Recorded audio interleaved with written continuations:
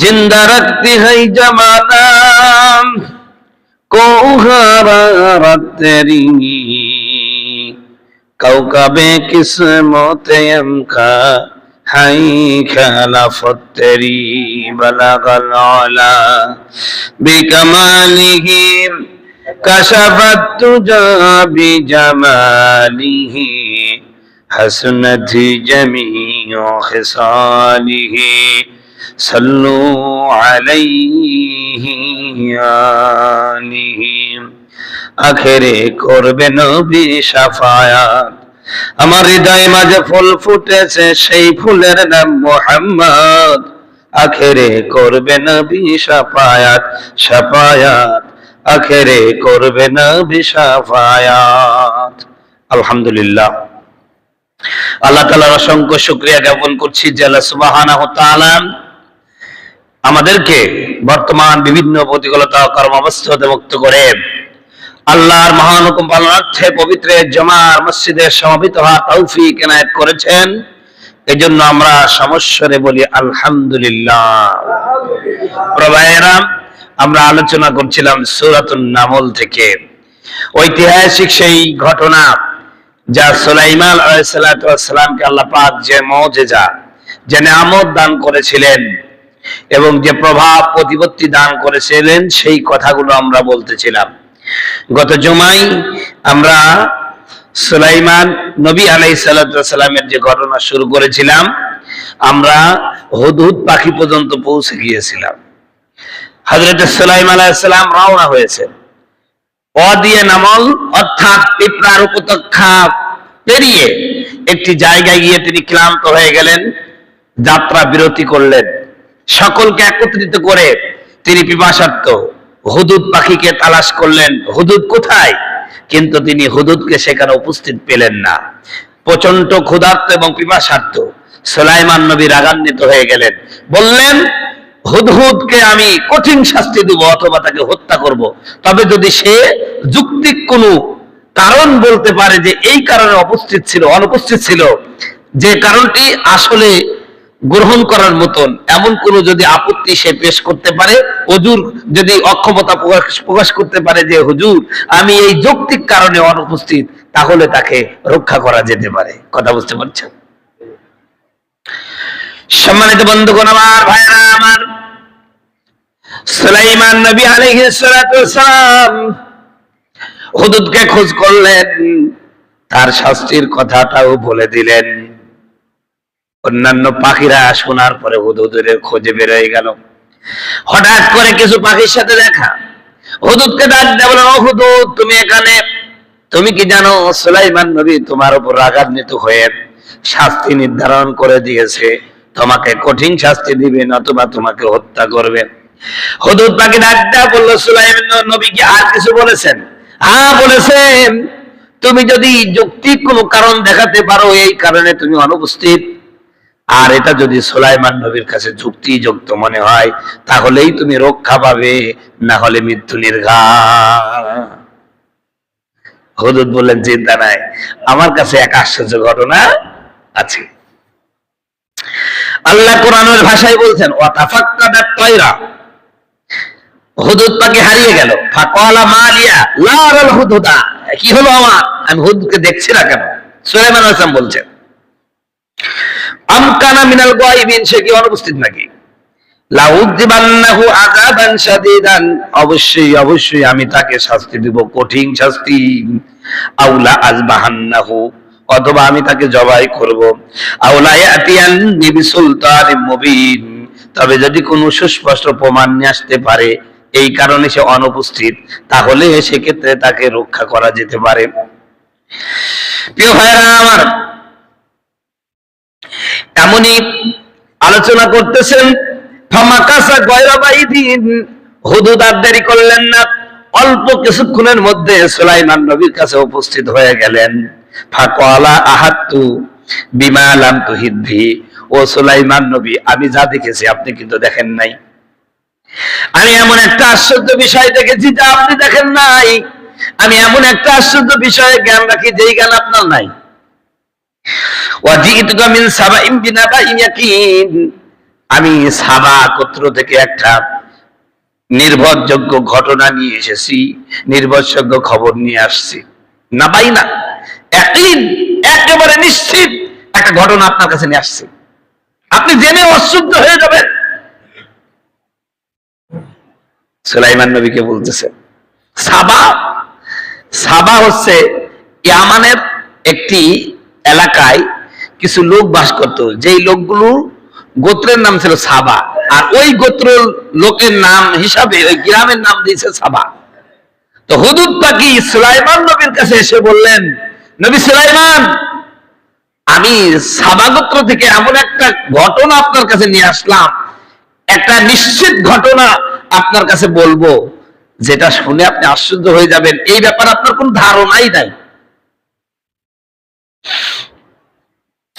ইন্নী ওয়াজাদতু ইমরাতান, আমি এই সাবা এলাকায় গিয়ে দেখলাম একজন মহিলা, তামলিকুহুম, যেই মহিলা সাধারণ কোন মহিলা না, এই মহিলা তার জাতির নেতা হয়ে বৈশা আছে।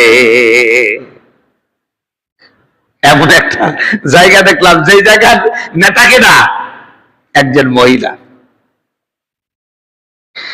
তো মহিলা, এটা আশ্চর্য, একটা পাখি সেও আশ্চর্য মনে করছে। আর আমরা কত বছর মহিলার কাছে ছিলাম। পৃথিবীর সবচাইতে প্রভাবশালী রাষ্ট্র আমেরিকা, একবার হিলারি প্রেসিডেন্ট হয়েই যাবে, তখন আমি দহকুলায় চাকরি করতাম। তো ওই জায়গায় আমি খুব দোকানে বসতাম। তো একদিন বললাম যে পৃথিবী সবাই ভুল করতে পারে, আমেরিকা ভুল করবে না, হিলারি ক্লিন্টন জীবনও প্রেসিডেন্ট হবে না। আমার বলছে হুজুর দেখি নিয়েন। আমি বলছি আমি দেখিয়ে নেব না, আপনি দেখিয়ে নিয়েন। কারণ আমেরিকা ভালো করে জানেন মহিলা দিয়ে কখনো প্রেসিডেন্টের কাজ হয় না। আপনারা রাগ করেন না, বায়ান করেন না, বাস্তব কথা। রাসূল সাল্লাল্লাহু আলাইহি সাল্লামের যুগে পারস্য সম্রাট মারা গেল। এই সম্রাটের কোনো পুত্র সন্তান নাই। জাতির লোকেরা এই পারস্য সম্রাটের একটা কন্যা ছিল, তাকে নেতৃত্বের আসনে বসায় দিল। নবীজির কাছে এই ঘটনা যখন পৌঁছালো, আল্লাহর নবী বললেন, কোন জাতি যখন কোন নারীর নেতৃত্ব মেনে নেয়, ওই জাতি কখনো উন্নতি লাভ করতে পারে না। তো আমেরিকা এটা ভালো করে জানে, যার কারণে এ যাবৎ পর্যন্ত আমেরিকার জন্ম থেকে এ পর্যন্ত আজও পর্যন্ত তারা নারীর এত ক্ষমতায়ন করেছে, এত অধিকারের কথা বলে, একটা প্রেসিডেন্টও তারা মহিলা বানাই নাই। ওই দিক দিয়ে আমরা ভালো আছি। আমরা স্বাধীনতার পর থেকে সবচাইতে মহিলাদের নেতৃত্বেই বেশি ছিলাম। কথা বলুন ঠিক কিনা? তাহলে আমেরিকার চেয়ে নারীর ক্ষমতায়ন বাংলাদেশে বেশি, অন্য দেশে নেই। তো এই যে মহিলা পাখি হুদহুদ পাখি আশ্চর্য হয়ে বলতেছেন, ইন্নী ওয়াজাদতু, ও নবী সুলাইমান, আমি নিশ্চয় দেখেছি, আমি পেয়েছি। কি পেয়েছি? ইমরাতান তামলিকুহুম, একজন মহিলা তার জাতির নেতৃত্ব দিচ্ছে। ওউতিয়াত মিন কুল্লি শাইইন ওয়া লাহা আরশুন আযীম। ও সুলাইমান নবী, মহিলাটা সাধারণ কোন নেত্রী না, ওই মহিলাটার এমন এমন শক্তি আছে, আপনার রাজকীয় যত শান শৌকত আছে, ওইটা মহিলা হতে পারে নেত্রী, কিন্তু ওই নেত্রীর শান শৌকত জাঁকজমকপূর্ণ অবস্থান রয়েছে, তার বিশাল সাম্রাজ্য রয়েছে, বিশাল সিংহাসন রয়েছে। তার সিংহাসনটা এত সুন্দর, এত সুন্দর, এই সোনা রূপা মণিমুক্তা দিয়ে জহরত দিয়ে সুন্দর করে বানানো আছে। আর এত বড় তার আরশটা, তার সিংহাসনটা, যার পূর্ব দিকে 350টা, পূর্ব দিকে আমার ভাইয়ারা, তার দক্ষিণ মানে পূর্ব পশ্চিমে একটা না দুইটা না 250টা, এবং পূর্ব দিকে প্রায় 360টা জানালা রয়েছে। ও নবী সুলাইমান এক বিশাল সম্রাট আর বিশাল সাম্রাজ্যওয়ালা একজন মহিলা নেত্রী দেখলাম। আপনাদের যে বিশাল সিংহাসন, আপনার সিংহাসনের চেয়ে কোনো দিক দিয়ে কম না, বিশাল সিংহাসনের মালিক মহিলা, আবার ভালো শান শৌকত আছে। কথা বুঝতে পারছে? ইন্নী ওয়াজাদতু ইমরাতান তামলিকুহুম উতিয়াত মিন কুল্লি শাইইন ওয়া লাহা আরশুন আযীম। পাখি বলতেছেন, সুলাইমান নবী, একজন মহিলাকে দেখলাম যার বিশাল সাম্রাজ্য রয়েছে, যিনি তার জাতির নেতৃত্ব দিচ্ছেন, যিনি তার জাতির উপরে কর্তৃত্ব কায়েম করেছেন। উতিয়ার মিন কুল্লি শাইইন, তাকে সব কিছু দেওয়া হয়েছে। ওয়ালাহা আরশুন আযীম, শুধু সব দেওয়া হয় নাই, তার তো রাজসভায় সব আছে, সৈন্য আছে, পুলিশ বিডিআর সব আছে, আবার তার বিশাল একটা সাম্রাজ্য, মানে বিশাল একটা আসনও আছে, বিশাল একটা সিংহাসনও আছে।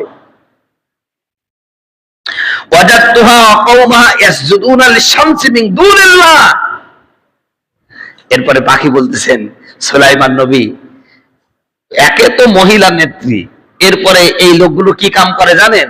ওরা আমার আল্লাহকে সেজদা করা বাদ দেয়া, ওরা সেজদা করে ওই মহিলা এবং ওই মহিলার যত জাতি আছে, যত সৈন্য সামর্থ্য আছে, সমস্ত মানুষেরা আল্লাহকে বাদ দেয়া সূর্যরে সেজদা করে। জোরে কর নাউজুবিল্লাহ। কারে সেজদা করে? সূর্যরে। সুলাইমান নবী কি বললেন? নবী, সেজদা পাওয়ার উপযুক্ত কেটা? আল্লাহ রাব্বুল আলামিন। দেখেন, পাখি এর উপর আবার সুলাইমান নবীকে ওয়াজ করছেন। ওয়াজ খালে আমরা হুজুররাও করি না, হুদুদ পাখিও করতে পারে। সুলাইমান নবীকে খবর দিলেন, সুলাইমান, ওই মহিলা তো একে তো নেতা, আবার এই মহিলার নেতৃত্বে যারা রয়েছে, সে এবং তার সভাসদ বাহিনী, মন্ত্রী পরিষদ, এমপি পরিষদ যা আছে, নেতা কর্মী সবাই আল্লাহরে বাদ দিয়া সূর্য সেজদা করে।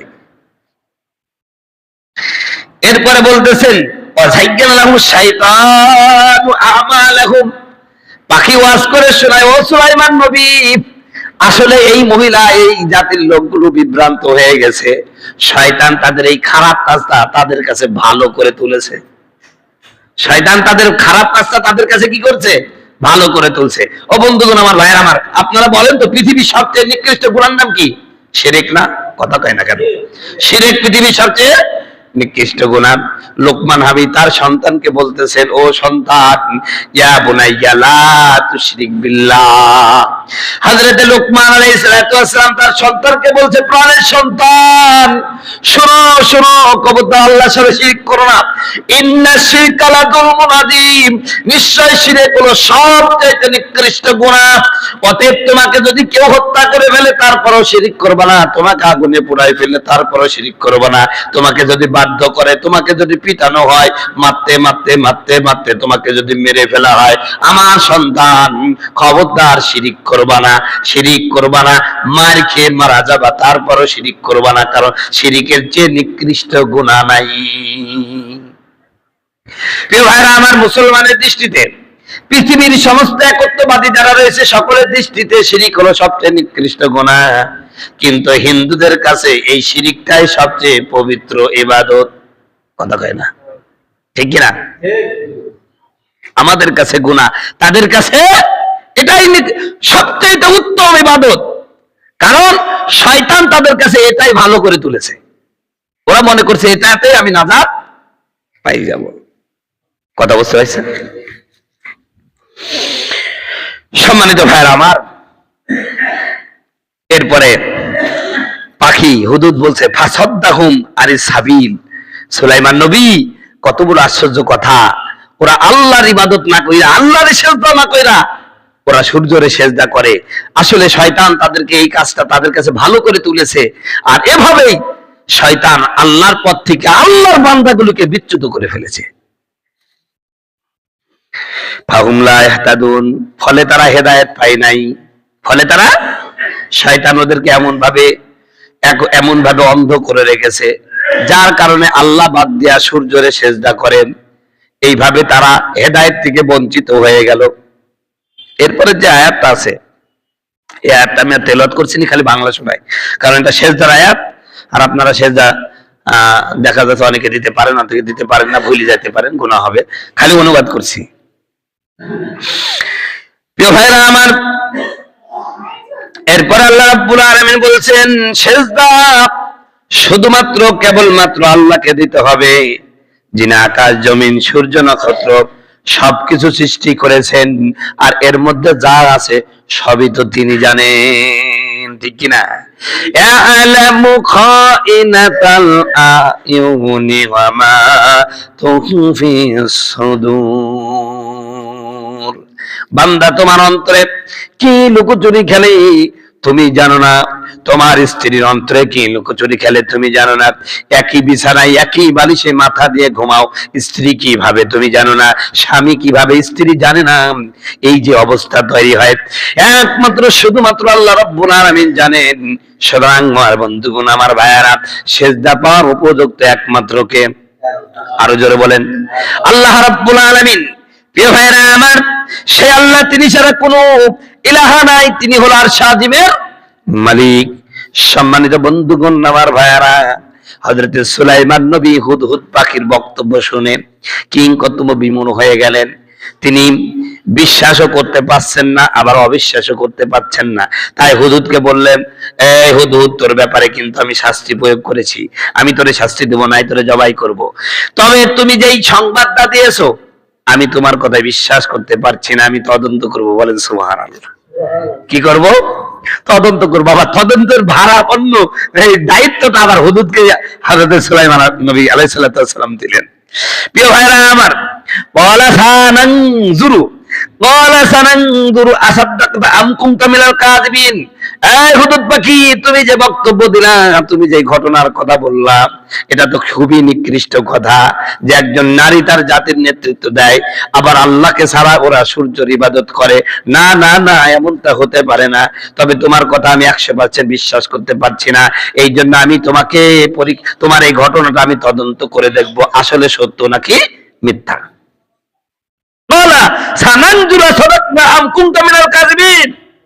আমি দেখবো। এই কথা বলছি কে? আমি অচিরেই দেখবো তুমি সত্য বললা নাকি মিথ্যা বললা, তদন্ত করব। তো তদন্ত কমিশন গঠন করা হলো। এই তদন্ত কমিশনের দায়িত্ব আবার মানে প্রধান বানালো এই হুদহুদ পাখিকেই। ইযহাব বিকিতাবি হাযা ফাআলকি ইলাইহিম। হযরত সুলাইমান নবী একখানা চিঠি লিখলেন। ওই চিঠিখানা হুদহুদ পাখিকে বললেন, এই পাখি, তুমি নিয়ে যাও, এই চিঠিখানা নিয়ে যাও, নিয়ে যাওয়ার পরে তার কাছে ফেলে দাও।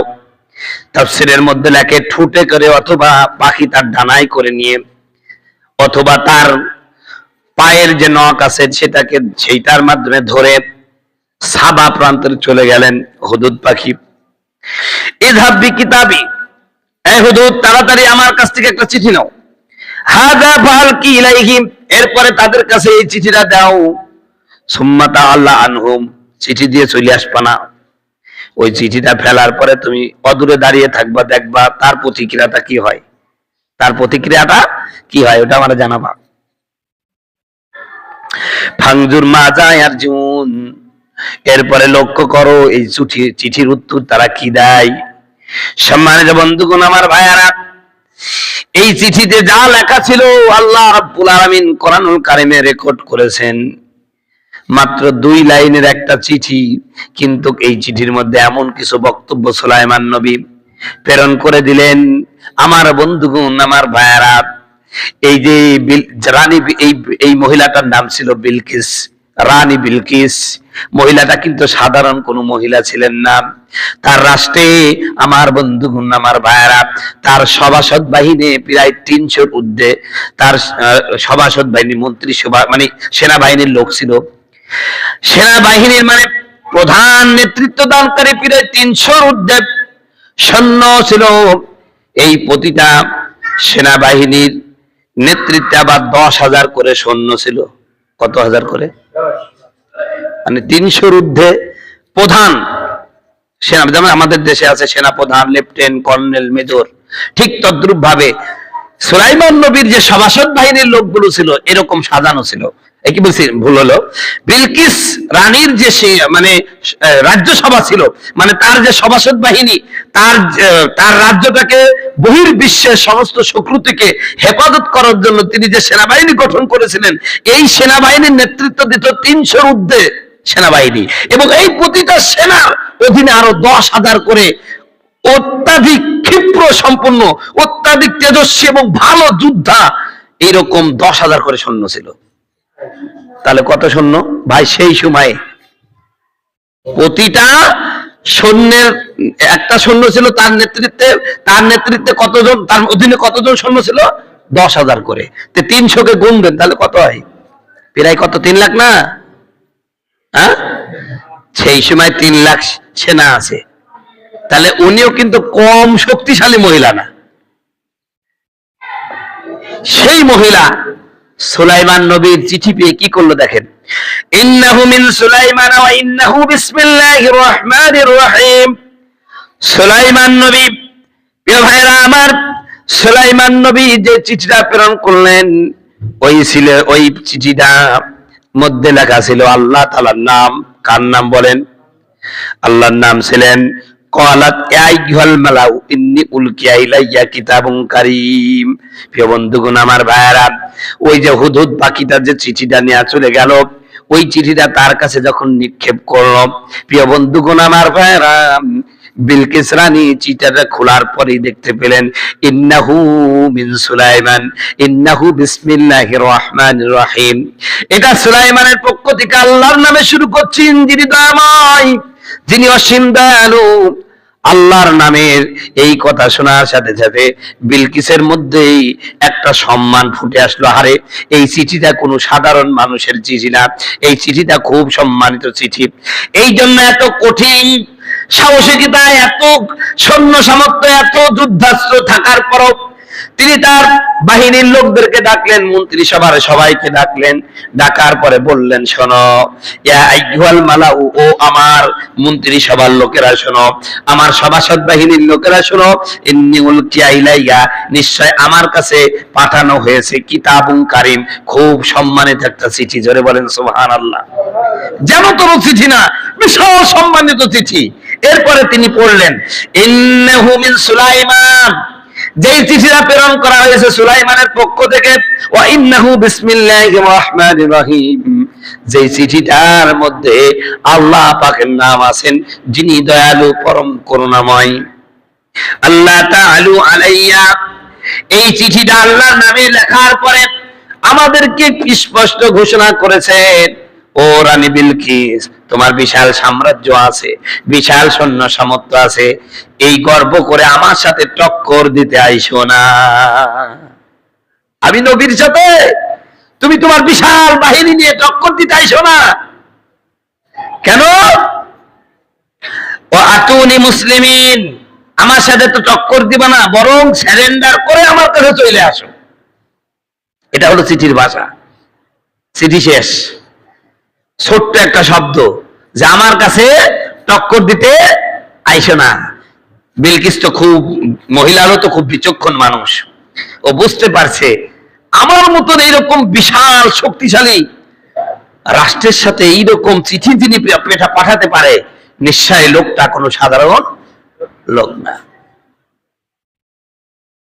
এরপরে তিনি এই চিঠি পড়েই সাথে সাথে সুলাইমান নবী আলাইহিস সালাতু ওয়াস সালামের এই চিঠি পাওয়ার পরেই বিলকিস তার সমস্ত বাহিনীর লোকগুলোকে একত্রিত করলেন, জরুরি সভা অনুষ্ঠান করলেন। দিয়ে রানী বিলকিস তিনি বললেন, ক্বালাত, রানী বিলকিস বললেন, ইয়া আইয়ুহাল মালাউ, হে আমার সভাসদ বাহিনীর উপদেষ্টা মণ্ডলীর সদস্যরা, আইয়ুহাল মালাউ আফতুনি মি আমরি। এই তো চিঠি দেখলেন, আপনারা তো শুনলেন যে সেখানে স্পষ্ট ঘোষণা করছে কোন আমার সাথে টক্কর দেব না, সারেন্ডার করে মুসলমান হয়ে চলে আসো। তো আপনারা কি বলতে চাচ্ছেন? মানে তিনি তার সেনাবাহিনীর যারা প্রধান ছিলেন তাদেরকে ডাকলেন, ডেকে বললেন আপনাদের মতামত বলেন, এবং উপদেষ্টা মণ্ডলীর যারা আছে সবাইকে বললেন আপনারা পরামর্শ দেন কি করব। তো পরামর্শ কি দিচ্ছেন দেখেন, মা কুনতু কাতিআন আমরান হাত্তা তাশহাদুন। বললেন শোনো, এই যে চিঠির ভাষাটা দেখছো এটা কিন্তু বিশাল একটা মজবুত কথা, একটা কঠিন বিষয়, তোমরা তো তা নিজেরাই দেখতে পাচ্ছ। ক্বালু নাহনু উলু কুওয়াতিন ওয়া উলু বাসিন শাদীদিন। এবার সেনাবাহিনীর সমস্ত লোকেরা বলল, রানী বিলকিস শোনেন, আমাদের শক্তির অভাব নাই, আমরা সব দিক দিয়ে শক্তিশালী। আপনি একটা কাজ করেন, আপনি সিদ্ধান্ত নেন কি করবেন। যদি যুদ্ধ করতে পারেন আমরা যুদ্ধে রওনা হয়ে যাব, আর যদি বলেন যে অন্য কিছু করবেন সেটা আপনার বিষয়। রানী বিলকিসের উপর ছেড়ে দিলেন। তখন রানী বিলকিসের উপর যখন বলা আমরু ইলাইকি ফানজুরি মা যা তা'মুরিন, আমাদের শক্তি সামর্থ্যের অভাব নেই, আমরা ভালো শক্তিশালী যোদ্ধা, যুদ্ধ নিয়ে আমাদের কোনো সমস্যা নাই, তবে আপনার উপরেই ছেড়ে দিলাম, আপনি কি সিদ্ধান্ত নেবেন। যদি যুদ্ধে যেতে বলেন চলে যাচ্ছি, আর যদি অন্য কোনো বিষয় আপনি ভেবে থাকেন তাহলে আপনি করতে পারেন। قالت إن الملوك إذا دخلوا قرية أفسدوها وجعلوا عزة أهلها أذلة وكذلك يفعلون। রানী বিলকিস এবার বলল, শোনো, নিশ্চয় যারা শক্তিশালী রাজা হয়, ওরা যখন কোন জাতির উপর আক্রমণ করে, ওরা যখন ওই জাতিকে পরাস্ত করে ফেলে, ওই জাতির সম্মানিত মানুষগুলোকে তারা অপমানিত করে। প্রিয় বন্ধুগণ, আমার ভাইয়ারা, ইরাকে এমন কোন শান শৌকত ছিল না, এই এলাকার মানুষের সম্মান কম ছিল না, ফিলিস্তিনের বুকে ফিলিস্তিনের মানুষের সম্মান কম ছিল না। কিন্তু ইসরায়েল নামক সন্ত্রাস, আমেরিকার নামক সন্ত্রাস যখন তাদেরকে পরাস্ত করেছেন, ফিলিস্তিনের বুকে, ইরাকের বুকে, আফগানিস্তানের বুকে এমন পদ্মাসীন মহিলা ছিল যারা সূর্যের আলোক পর্যন্ত লজ্জা করত, অথচ আমেরিকার এই কুত্তাগুলো তাদেরকে উলঙ্গ করে পালাক্রমে ধর্ষণ করেছে। প্রিয় বন্ধুগণ, আমার ভাইয়েরা, আমার রানী বিলকিস বলল, শোনো, যুদ্ধ মানুষকে শান্তি দিতে পারে না, কারণ এই যুদ্ধে যারা পরাজয় বরণ করে তাদের মতন অপমানিত কেউ হয় না, যারা বিজয় লাভ করে তারা পরাজিত দেশের সম্মানিত মানুষগুলোকে তারা অপমানিত করে। অতএব আমরা প্রথমেই যুদ্ধের পথে হাঁটবো না, প্রথমে আমরা সমঝোতার পথে হাঁটবো। জোরে বলেন সুবহানাল্লাহ। প্রথমে যুদ্ধের পথে হাঁটবো না, কিসের পথে হাঁটবো? সমঝোতার পথে।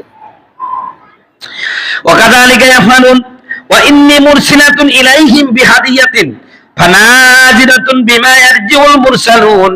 প্রিয় বন্ধুগণ, আমার ভাইরা, আমার রানী বিলকিস এবার ডাক দেয়া বলল, ও আমার সভাসদ বাহিনীরা, লোকেরা, শোনো, যার চিঠির ওজন এত, যার চিঠিটা এত গুরুত্বপূর্ণ, আমরা প্রথমে তাকে পরীক্ষা করব, তারপরে যুদ্ধের সিদ্ধান্ত নেব।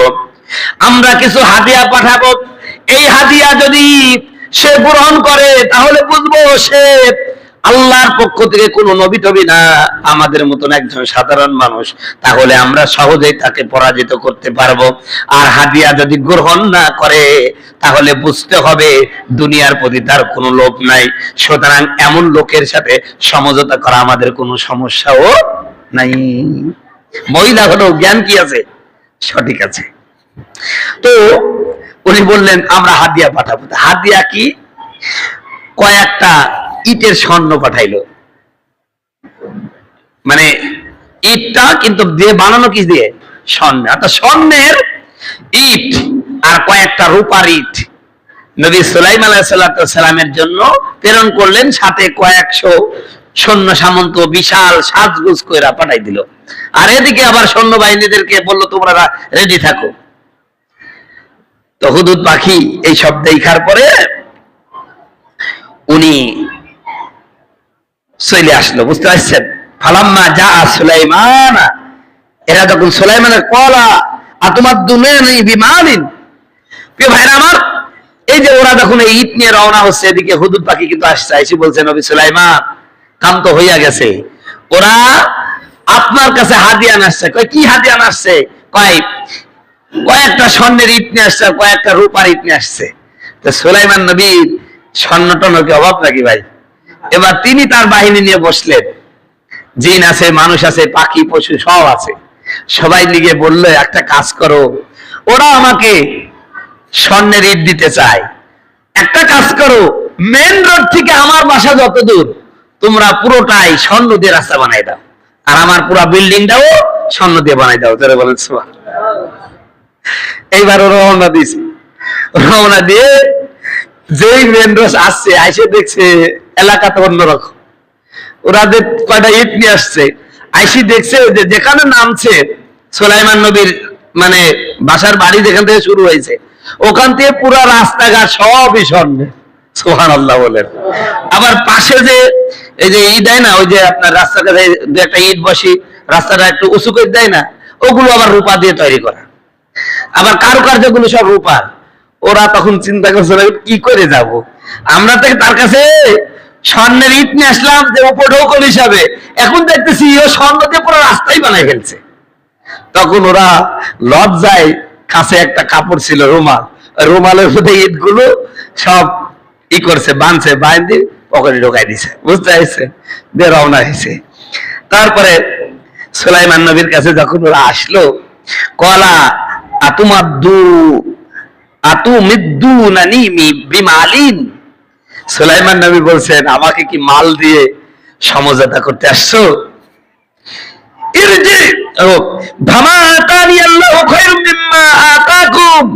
শোনো, তোমরা তো কয়েকটা ইট নিয়ে আসছো, আমার আল্লাহ আমার গোটা পৃথিবীর মালিক বানাই দিছে, বলেন সুবহানাল্লাহ। তো ওই লোকগুলো তো বুঝলো যে না, এর কাছে তো এই ইটের ঘুষ দিয়ে কোনো কাজ হবে না, স্বর্ণ কয়েকটা দিয়ে যে ঘুষ দেব, ও ঘুষে কোনো কাজ হবে না। কার কাছে স্বর্ণ নিয়ে আসছি? যার বাড়ি ঘরও স্বর্ণের, যার রাস্তাও স্বর্ণের। বন্ধুগণ আমার, ভাইরা আমার, বাল আনতুম বিহাদিয়াতিকুম তাফরাহুন, সুলাইমান নবী বললেন শোনো, তোমরা কয়েকটা ইট আমার কাছে হাদিয়া আসছো, অথচ আল্লাহ আমাকে এর চেয়ে উত্তম কিছু দিয়েছে। একটা কাজ করো, তোমরা তোমাদের হাদিয়া নিয়ে চলে যাও। ইরজি ইলাইহিম ফালানাতিয়ান্নাহুম বিজুনুদিন লা কিবালা লাহুম বিহা ওয়ালা নুখরিজান্নাহুম মিনহা আযিল্লাতাও হুম সাগিরুন। সুলাইমান নবী খুব উচ্চ স্বরে, মানে একজন রাষ্ট্রপতি যে বক্তব্য দেয়, যে হুঙ্কার, তিনি বলে শোনো, তোমরা তোমাদের হাদিয়া নিয়ে চলে যাও।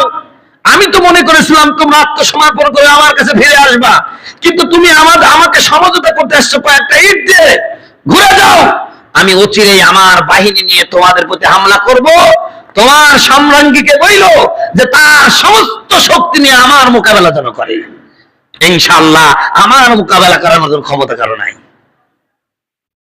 বক্তব্য একখান দিয়ে দিয়েছে, নবীর ভাষায় বক্তব্য দিয়েছে, হৃদপণ্ড কাঁপতে শুরু করে দিয়ে সমস্ত যে কটা মানে সেনাবাহিনীর লোক গেছিল সব থরথর করে কাঁপা শুরু করে দিচ্ছে। সম্মানিত ভাইয়ের আমার, এই কাঁপা পর্যন্ত থাক, যেহেতু 20 বাইজে গেছে।